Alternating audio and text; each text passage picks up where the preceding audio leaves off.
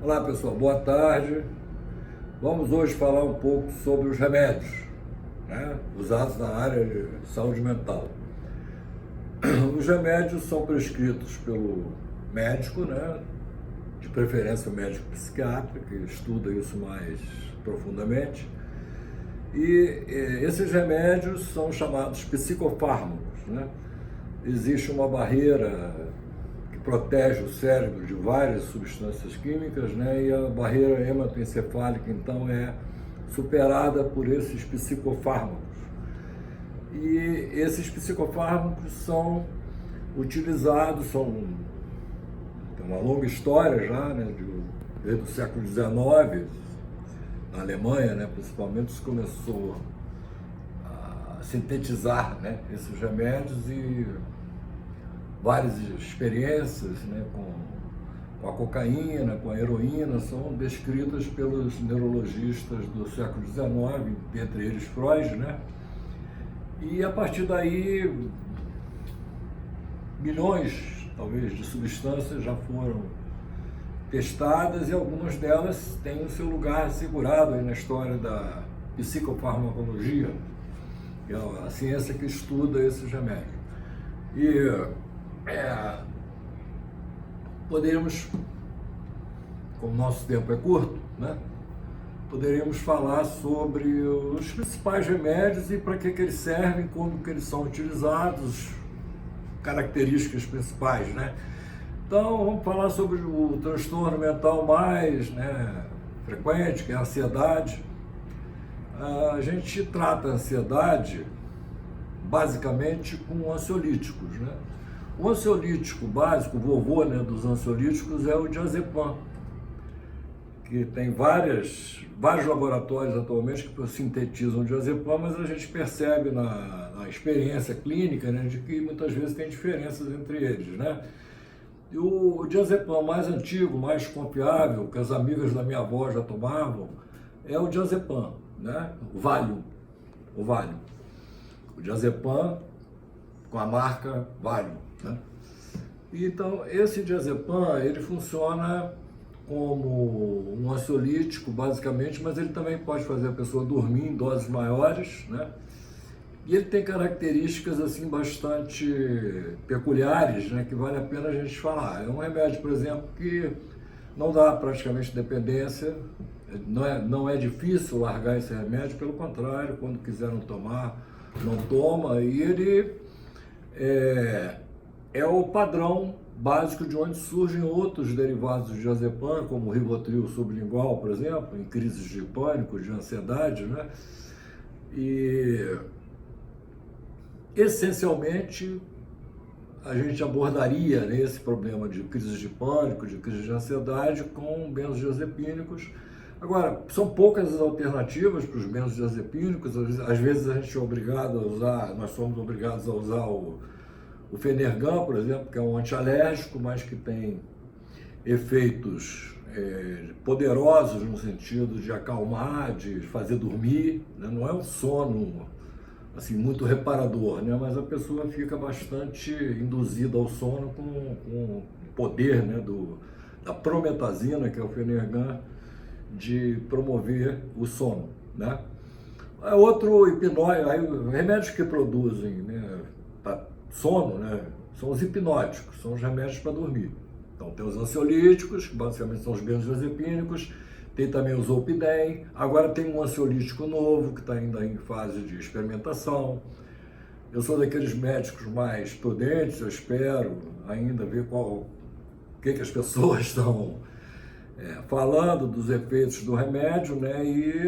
Mas sei já que tem um novo ansiolítico aí no mercado que não é benzodiazepínico, tal como o Zolpidem. Então são essas basicamente as opções em termos de ansiolítico, tá? Existe o alprazolam também, que é muito usado, o bromazepam, né, que é usado. O alprazolam e o bromazepam são usados mais como hipnóticos, mas eles são benzodiazepínicos, quer dizer, são parentes do diazepam, né, são netos, bisnetos aí do diazepam, e a indústria química está sempre procurando novos psicofármacos para melhorar, né, os seus efeitos, né?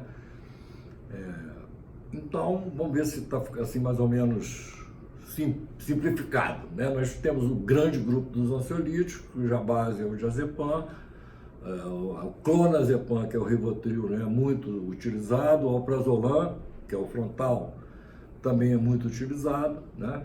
O frontal, por exemplo, tem 4 apresentações no mercado, 0,25 mg, 0,5, 1 e 2 mg, quer dizer, uma diferença de 8 pontos, né? De 8 vezes, né? Do de 2 mg para o 0,25, e o 0,25 já funciona bem para muitos pacientes. Mas são usados mais como hipnóticos, né? O alprazolam e o clonazepam, embora possam ser usados também para as crises, como o clonazepam em gotas e o clonazepam sublingual, por exemplo, né? Tem sido muito utilizado. E o outro grupo, então, vinculado com a diminuição da ansiedade, são os hipnóticos, para ajudar a pessoa a dormir, né? Na experiência aqui na psiquiatria, uma pessoa que está dormindo bem é meio caminho andado para ela melhorar, e uma pessoa que está dormindo mal é meio caminho andado para ela piorar e até surtar ou ter uma crise, né? O sono é muito importante, porque veremos isso mais adiante quando falarmos sobre os sonhos, a importância dos sonhos na vida da gente, né? Mas de qualquer forma, os hipnóticos. E o que eu ia dizendo é que o álcool, por exemplo, que é usado nas ruas, aí, a cervejinha, a cachaçinha, as batidas, né, as caipirinhas, são um uso de um hipnótico, né? Então o álcool é um hipnótico. Tanto é hipnótico, se você for aumentando a dose, você pode dormir, pode até entrar em coma, né? Alcoólico, né? E existe uma analogia também muito grande do álcool com os barbitúricos, que são usados para epilepsia também, podem ser usados também como remédio para dormir, em último caso. Às vezes, pacientes mais refratários, né, ao uso dos hipnóticos, todos eles dormem com um fenobarbital, se você passar para ele. Então, é um último recurso que o médico pode utilizar para uma pessoa poder dormir. Sem dúvida nenhuma, você ficar sem dormir um mês, por exemplo, é uma coisa muito mais prejudicial para o organismo que você tomar um fenobarbital. Então, tem essa opção aí, heróica, de prescrever aí um fenobarbital para a pessoa dormir, né? De qualquer forma, o que importa é que nós não podemos ficar em estado de alerta, acordados o tempo inteiro, porque não é a nossa natureza. Nós temos que dormir 8 horas por dia e essas 8 horas precisam ser preenchidas, né, por períodos de sono, né, que ocorre, de sonhos, né, que ocorrem. Pouca gente sabe disso, mas isso é muito importante. 4 a 6 vezes, em média 5, né, períodos de sonho. Tá? Então, existem remédios para depressão também, como basicamente a imipramina, que é bem antiga, a fluoxetina, modernamente o citalopram, a sertralina, o escitalopram. Então tem vários remédios também para depressão e que muitas vezes, por baixo de uma ansiedade, tem uma depressão embutida ali e que o antidepressivo muitas vezes vai precisar ser usado também junto com o ansiolítico e com o hipnótico.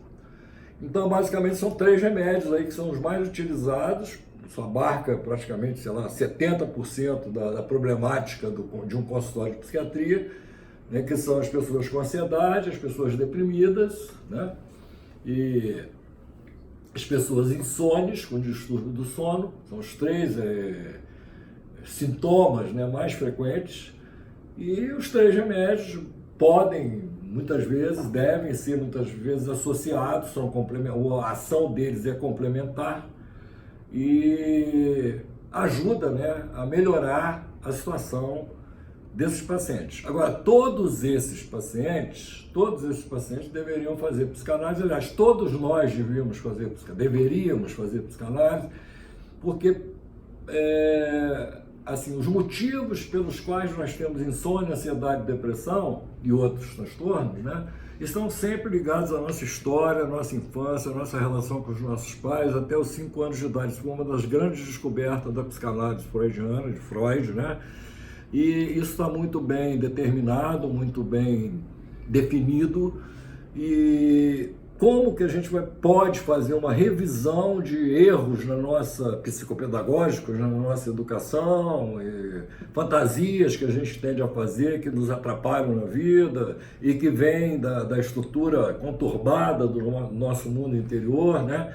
Então, todos esses fenômenos dificultadores da nossa vida podem ser melhorados com o tratamento psicanalítico, e o tratamento psicanalítico é o caminho para sair do remédio, né?